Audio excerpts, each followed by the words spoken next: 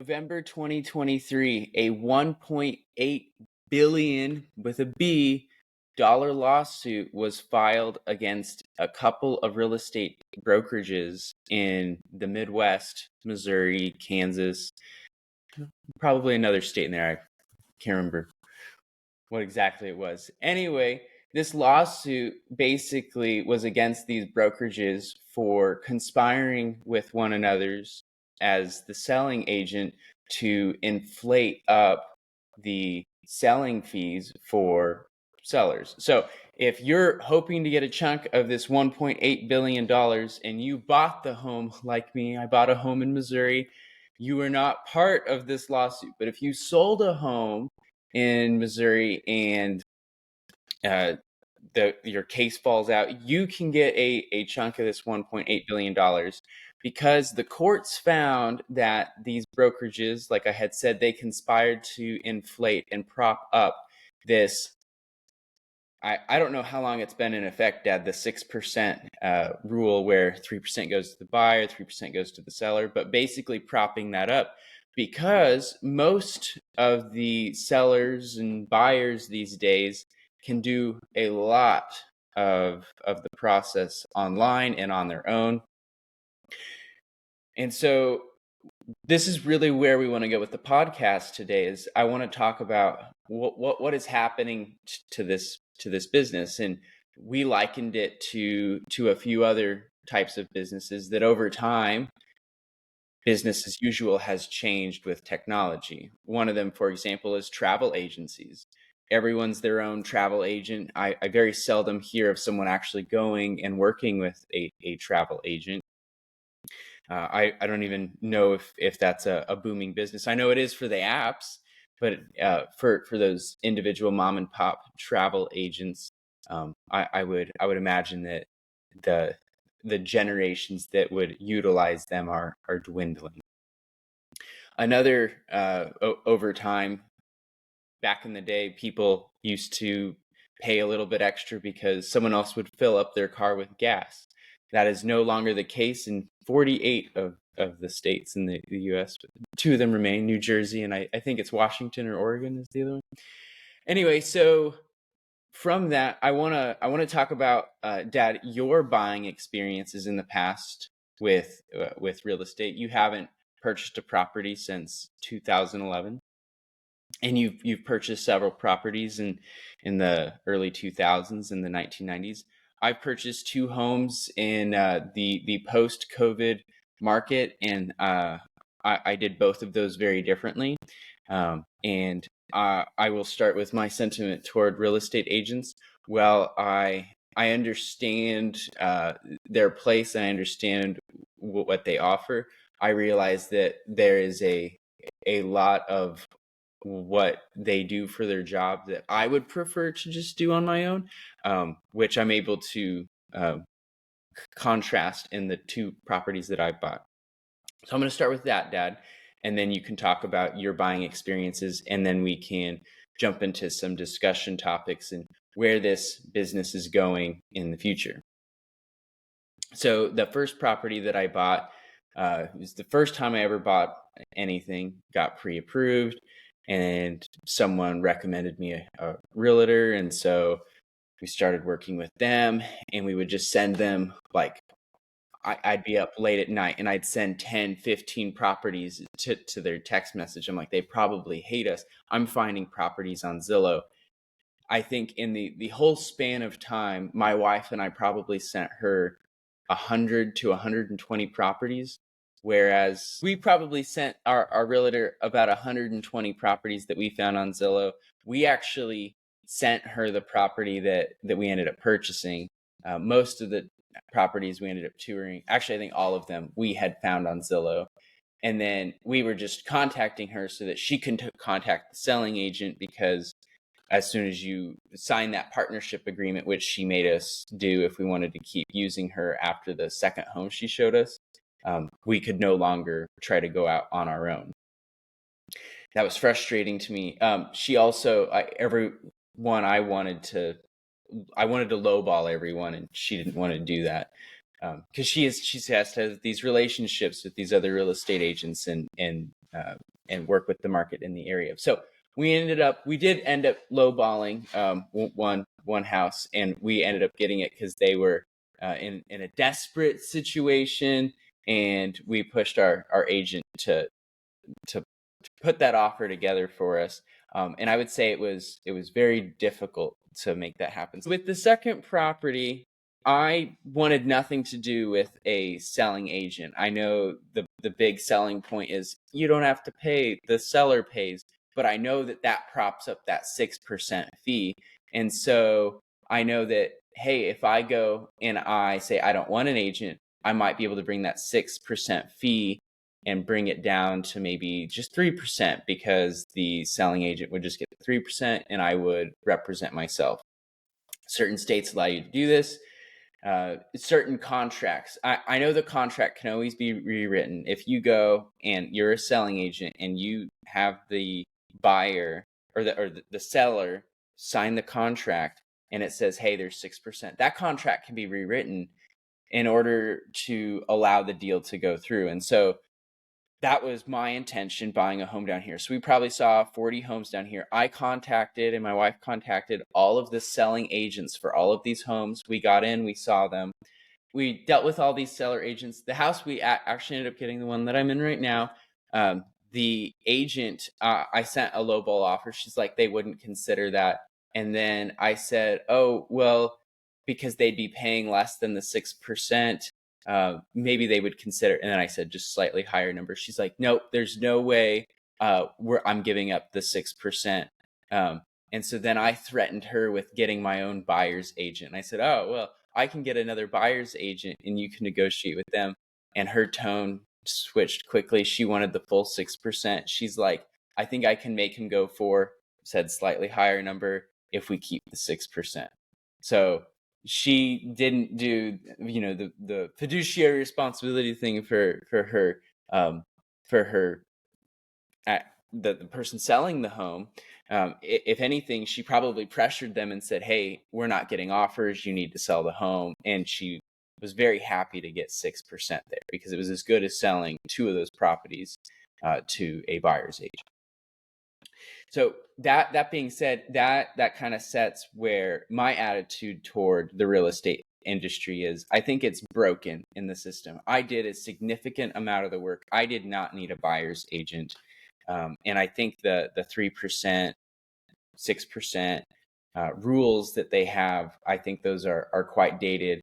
And there's actually a CNN article that I will link below that says, after the 1 billion verdict, the clock is ticking on the 6% real estate commission. So I'll let you turn back the clock, Dad, 20 years, 30 years into your buying experiences. I'm actually very curious to hear what that process was like for you. Well, the very first property I bought was without a real estate agent. It was a HUD home, and we bought it straight from the bank. The second one was a for sale by owner, and we used a title company to facilitate the closing. A lot of times people will encourage you to use real estate agents to protect you, to inform, to make sure the disclosures are there. The title company can do all that, and they charge a flat fee based on the insurance that you get and the services that you get. So all of the legal work, all of the closing documents, all of the truth and disclosures, all that can be done through a title company in absence of a real estate agent. So the first 2 were without an agent. The second one, I was not in the town, so I needed an agent. Then this was when the internet started to transpire, and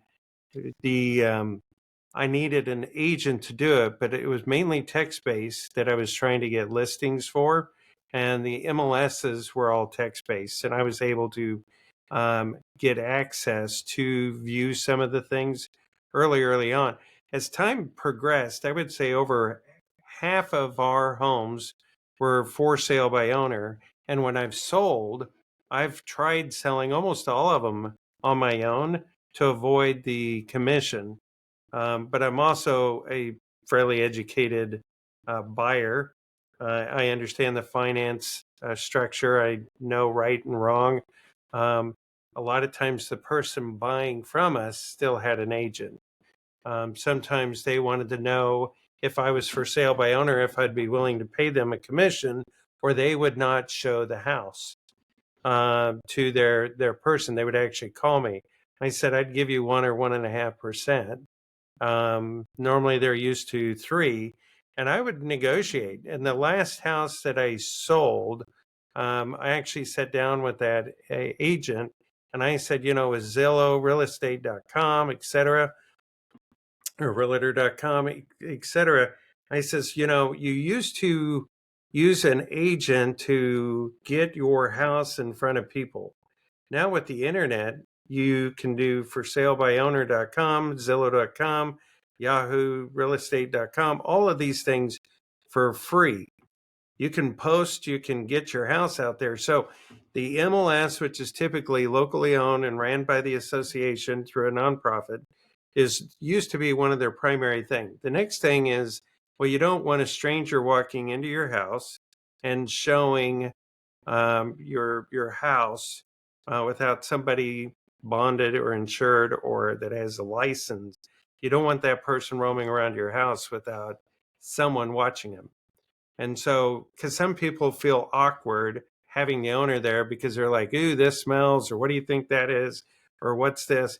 You just don't want to do that. So having a third party, I see the value, but that value is not worth, if I have $1 million house, it's not worth $60,000 for someone to post something online that I can do.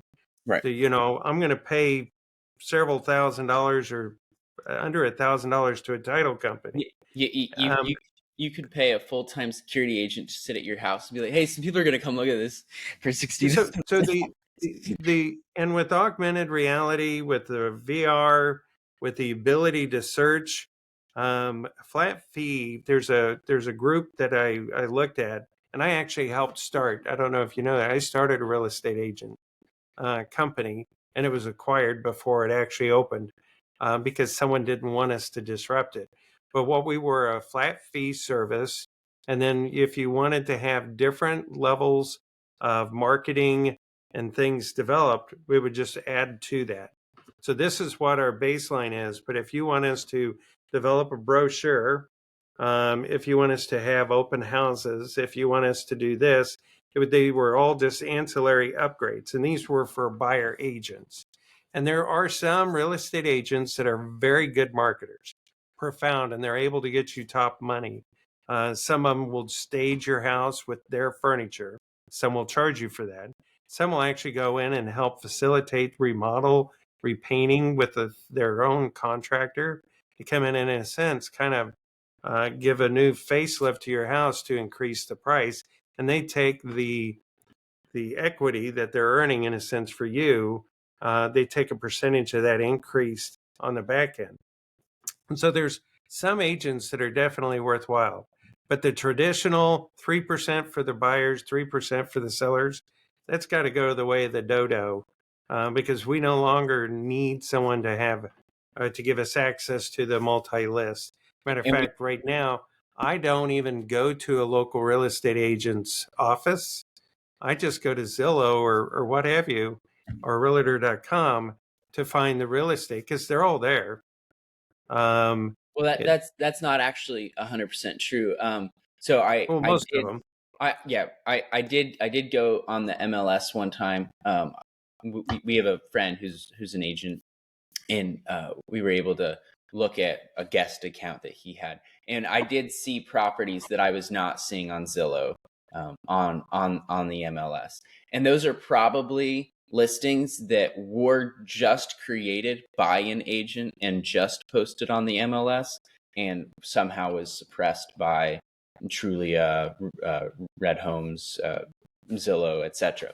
Anyway, no, I agree with you 100%. I think that the way of that is going to change. I think really the benefits that an agent is going to provide. I still think they do provide, if you know, Value. I they definitely provide value.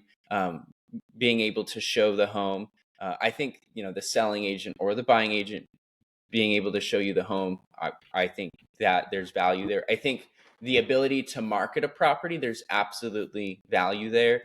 And those ones who are, up and away amazing at marketing, they take great pictures, they stage it well, they know how to orient it and hit that audience that you're wanting to sell.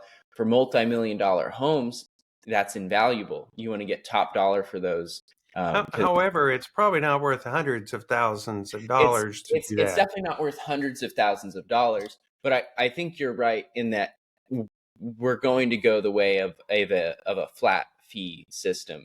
And I think the way it's going to look is, hey, if you pay this flat fee, traditionally, your home sells for 5, 6, 7% more than if you don't. And they have data and they have statistics to support that.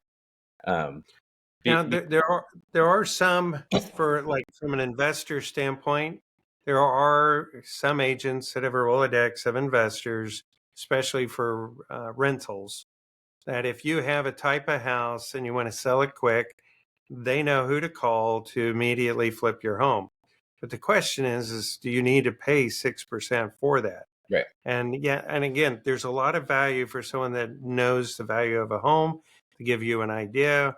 But the 6%, the way that the fee is structured, is where I have an issue, and I don't think it's going to take much for people to come in and disrupt this industry. And there's a number of articles that I read. We need to get back to putting the customer first, not the real estate agent first, which is what this lawsuit's all about. Yeah. What does the customer need and how do we deal with it? In the commercial industry, it may be a lot different because there are so many nuances in size, scope, demands, needs that is really hard to put on a listing. And so that sort of thing, it might take, and again, there's fee structures might change, but commercial real estate, I think, will change a little. But the real estate agent, because of the technology and the ease of access to information for the average buyer, Yeah. I think it's got to change. I think that's a great point that you make there, distinguishing the difference between residential and commercial real estate. I what we're talking about here, I believe both will be impacted, but more so residential real estate. So, what I wanted to talk about. So we got a picture of several directions that it will probably go, and that we probably won't be seeing 6%, in 5 years. If I'm a real estate agent, I would personally be a bit scared unless, I had all these connections and like you said, like I sell commercial property or I know a bunch of investors and I get enough work from them. But I would personally be scared if maybe this was an industry that I'm just wanting to get started in, or maybe I own a brokerage.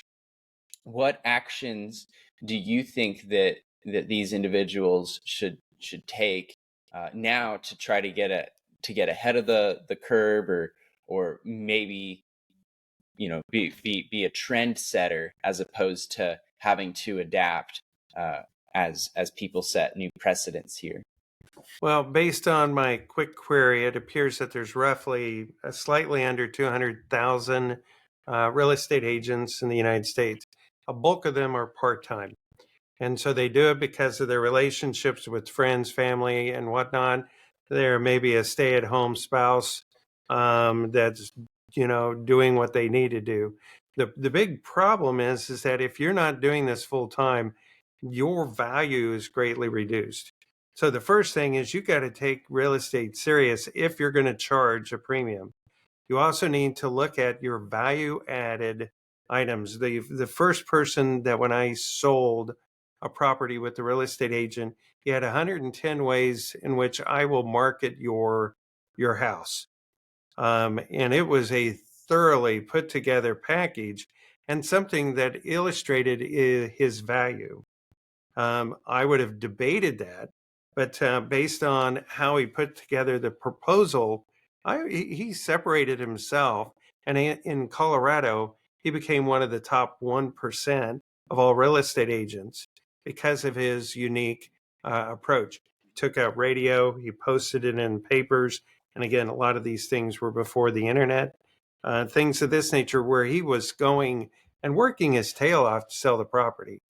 And so, whatever you're doing in real estate, if you're thinking you'll just post it because it's an easy sell and flip it, to me, you need to prove your value. If it's an easy sell, then show me how you're going to get maximum dollar for my property.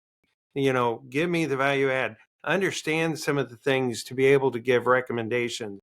Almost become a designer. Staging should be almost required for any house. Adding additional services. I mean, you're going to have to change the scope rather than just showing up and throwing up. You're going to have to actually work. And if you're not working hard, it's not going to happen. I mean, yeah, it's, to me, this isn't for a passive player. It's great to leverage relationships. I have, I think, two brothers with real estate license, and they have it just so that they can get the referral fee for one another. I mean, there's so many games being played under the traditional model. It's just has to change. I agree with that.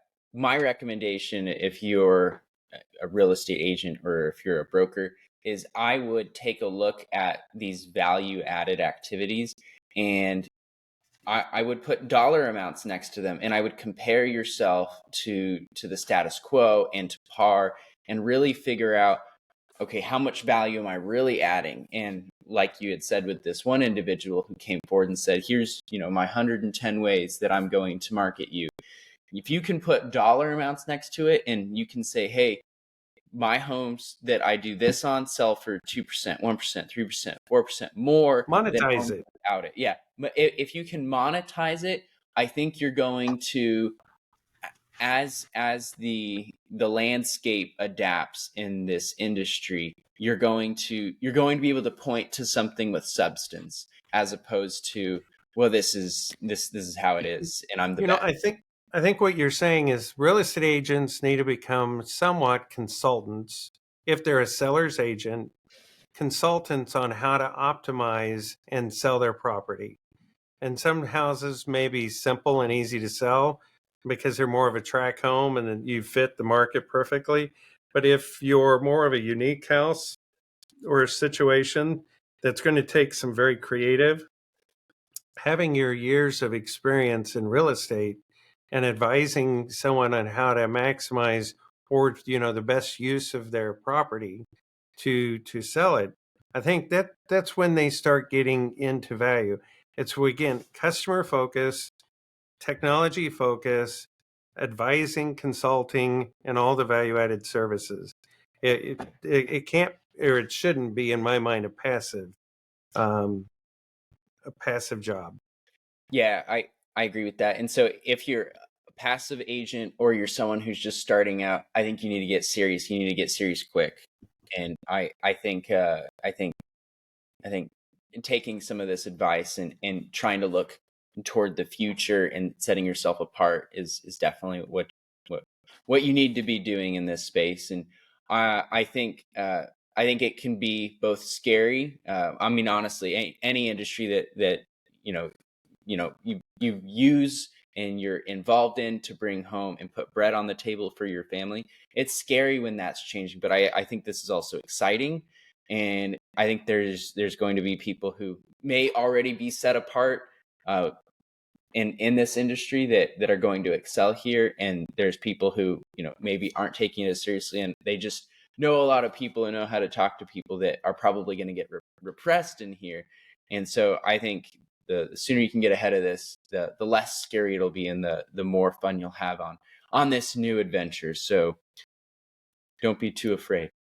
Yeah, it's one of the biggest purchases, and so that's one of the fear factors. And so, wouldn't you want a trusted advisor? Absolutely. But the question is just, you need to make sure that you're paying a fair price for what they're doing. and that is a consumer. That is what you're interviewing. And some are better at selling their services and what they're doing, which is great. The concern, again, is that it's probably, very few have actually, that I've worked with, have actually earned it.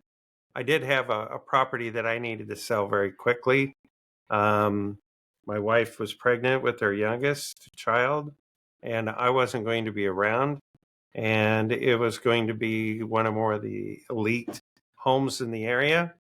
And she was the number one agent, and she had a list of individuals. She also was listed as the relocation expert for a couple of the high-end paying jobs in the area. So when somebody was coming into town to relocate, she was going to be able to show them, and she typically would show her houses first. And so she walked through, told us how to paint. She staged it, had us move some of the furniture out. We painted up some things. It sold within 3 months, which at that time there was good for that time. Yeah, considering at the time there was plenty of supply, but we had some unique things that helped sell our property, with an outdoor little bubbling rock and a theater room, and outdoor entrance to an office, etc. And now that home's worth two times as much. It is. It is.